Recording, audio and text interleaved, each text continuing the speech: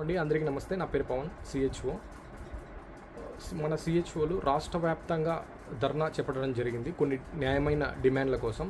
So ఇందుకు కారణంగా చర్చలు జరిగాయి. చర్చల తర్వాత మళ్ళీ మన వాళ్ళు స్ట్రైక్ని ఏదైతే కొనసాగిస్తున్నారో దీంట్లో భాగంగా గవర్నమెంట్ ఏం చేసిందంటే ఒక షోకాస్ నోటీస్ని ఇష్యూ చేసింది. ఆ షోకాస్ నోటీస్లో ఏముందంటే వీళ్ళు ఎమర్జెన్సీ సర్వీసెస్ని విఘ్నత కలిగిస్తున్నారు, ఆటంకం కలిగిస్తున్నారు. సో వీళ్ళు షోకాస్ నోటీస్కి ఇవ్వడం అయితే జరిగింది. ఈ షోకాస్ నోటీస్లో ఏముందంటే ఇక్కడ చూడండి మీరు, he or she should not explain the reasons why the contract services shall not be terminated as per agreement. నేనేమంటున్నా అంటే సార్ కృష్ణబాబు సార్కి కానీ వీరపాండ్యన్ సార్కి కానీ నేనేమి రిక్వెస్ట్ చేస్తున్నా అంటే ఈ ఎమర్జెన్సీ సర్వీసెస్ ఏవైతే ఉంటాయో విఘ్నత కలిగిస్తున్నారని మీరు షోకాస్ నోటీస్ ఇస్తున్నారు కదా, ఈరోజు ఇదే why the contract services shall not be regularise as per the norms of central government అని నేను అడుగుతున్నా సార్. ఎందుకంటే సార్ ఇప్పుడు మీరు సిహెచ్ఓస్ అనే వాళ్ళు చాలా సర్వీస్ చేస్తున్నారు ఈ రోజున పబ్లిక్ హెల్త్ సిస్టంలో. అంటే 104 సర్వీసెస్ కావచ్చు, 108 సర్వీసెస్ కావచ్చు, అలానే విజయవాడలో ఫ్లడ్స్ కావచ్చు, ఉద్దానం కిడ్నీ బాధితులకి సర్వీసెస్ కావచ్చు, అలాగనే బలభద్రాపురం క్యాన్సర్ సర్వీసెస్ కావచ్చు, అలానే ఎన్సిడిసిడి, పిఎంజేవై, ఆబా కార్డులు, ఇమ్యునేషన్, కొన్ని చోట్ల ఇమ్యునేషన్ కూడా కావచ్చు, ఆర్సిహెచ్లు హెల్ప్ చేస్తున్నారు.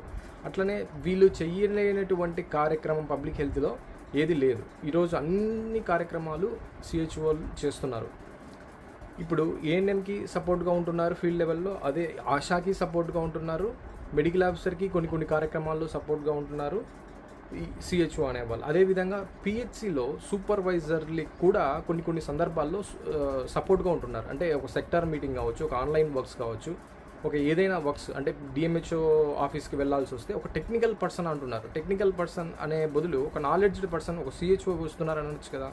సో ఈ విధంగా ఇన్ని రకాలుగా ఎమర్జెన్సీ సర్వీసెస్లో ఒక సిహెచ్ఓ ఉపయోగపడితే రెగ్యులర్ చేయకూడదు సిహెచ్ఓ అనే విధంగా మీరు ఆలోచించాలి సార్. గవర్నమెంట్కి ఈ పాలసీ మీద మీరు చెప్పుకోవాల్సి ఉంటుంది డెఫినెట్గా. ఎందుకంటే మా వర్త్ని మీరు దృష్టిలో పెట్టుకొని మీరు మాకు శాంక్షన్ చేయాల్సి ఉంటుంది సార్. అదేవిధంగా ఈరోజు డిఎంహెచ్ఓ ఆఫీసులలో కూడా మా వాళ్ళు వర్క్ చేస్తున్నారు సార్. ఎందుకంటే ఇప్పుడు for example HPR ID, health professional IDs కానీ, హెచ్ఎఫ్ఆర్ ఐడీస్ కానీ, ఇలాంటి ఐడీస్ క్రియేట్ చేయడంలో కూడా మా పాత్ర ఎక్కువ ఉంది సార్. ఎందుకంటే ఈరోజు మనం చూస్తున్నాం ఆర్సిహెచ్ 3.0 కావచ్చు, ఎపిడెమిక్స్ కావచ్చు, ఎండమిక్స్ కావచ్చు, పాండమిక్ కావచ్చు, ఏ సర్వీసెస్లో తీసుకున్నా ఒక సిహెచ్ఓ అనేవాడు ఏ అదర్ పబ్లిక్ క్యాడర్ ఇన్ని వర్క్స్కి అంటే టోటల్ రూట్ లెవెల్ నుంచి హై లెవెల్ డిఎంహెచ్ఓ ఆఫీస్ వరకు ఇన్వాల్వ్ అయిన ఏకైక క్యాడర్ అనేది ఒక సిహెచ్ఓ క్యాడర్.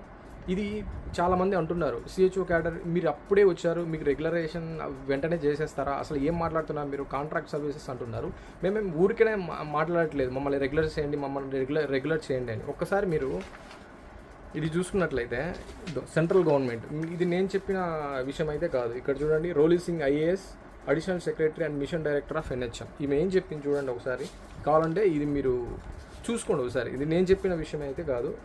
చూడండి, బిఫోర్ సిహెచ్ఓ ఫిక్స్డ్ నెంబర్ అంటే ఒక ఫిక్స్డ్ నెంబర్ ఆఫ్ ఇయర్స్ చేసిన తర్వాత మూవింగ్ టు పిహెచ్సికి మూవ్ అవుతాడు, సిహెచ్సికి మూవ్ అవుతాడు, డిహెచ్ లెవెల్కి మూవ్ అవుతాడు. And CHO treated posting as the first step in career of the nursing cadre, అదొకటి. ఇంకోటి, ఈ suggestion of all district consider to create regular post at HWC SHC level for CHOs nursing cadre, any technical assistant GOI. మీరు technical assistant కావాలంటే జిఓఐని contact కావండి అనింది.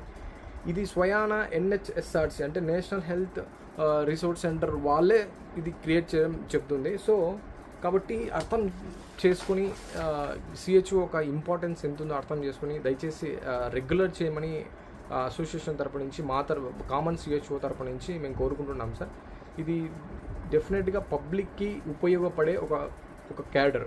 ఇది రీసెంట్గా మన మినిస్టర్ అంటే మన union health minister, central minister JP Nadda గారు కూడా హెల్త్ పబ్లిక్ హెల్త్లో సిహెచ్ఓ అనే ఒక క్యాడర్ ఏదైతే ఉందో అది బ్యాక్ బోన్, హెల్త్ కేర్ సిస్టమ్కి, హెల్త్ డెలివరీ సిస్టమ్కి ఒక బ్యాక్ బోన్గా నిలుస్తుంది అని ఆయన చెప్పడం జరిగింది.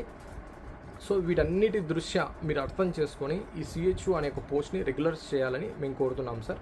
ఒకసారి ఇంతకుముందు ఒక ఎన్హెచ్ఎం నుంచే ఒక పెద్ద ఆఫీసరు సిహెచ్ఓ క్యాడర్ అనేది చాలా స్టేట్లలో రెగ్యులర్, అంటే ఫర్ ఎగ్జాంపుల్ ఒరిస్సా తీసుకోవచ్చు, తమిళనాడులో కొన్ని తీసుకోవచ్చు, ఈ సిహెచ్ఓ రెగ్యులర్ క్యాడర్ అనేది మస్ట్ అండ్ షుడ్ అని ఆయన చెప్పడం జరిగింది. నేను ఇక్కడ వీడియో అయితే ప్లే చేస్తాను, మీరు చూడండి. విశాల్ చౌహాన్ అనుకుంటా సార్ పేరు, ఐఏఎస్ ఆయన.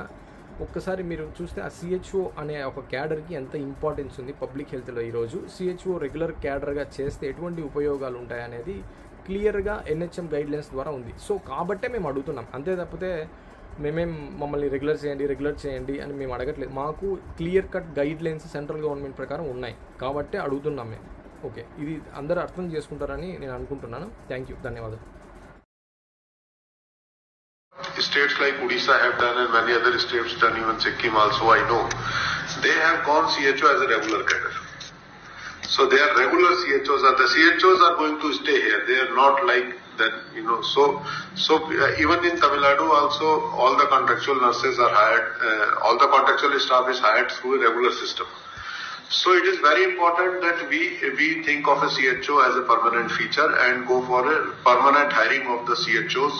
Then this issue will come down, and they have to